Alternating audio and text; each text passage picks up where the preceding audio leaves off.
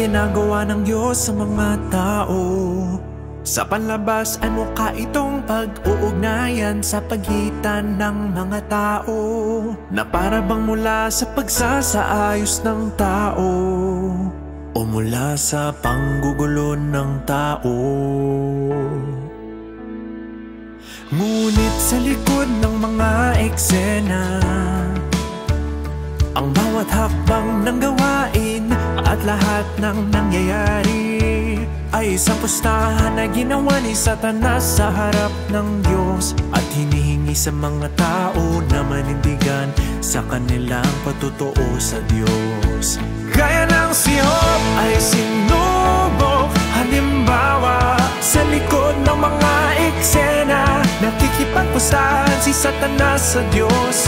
At ang nangyari kay Job ay mga gawa ng mga tao at ang panggugulo ng mga tao.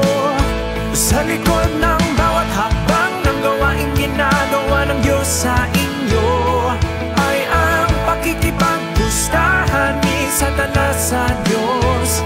Sa likod ng lahat ng ito ay isang labanan. Kapag naglalaban sa espiritual na mundo ang Diyos at si Satanas, paano mo dapat bigyang kasiyahan ang Diyos? At paano ka dapat manindigan sa iyong patutuo sa Kanya? Dapat mong malaman na ang lahat ng nangyayari sa iyo ay isang malaking pagsubok, at ang oras na kailangan ka ng Diyos na magpatotoo.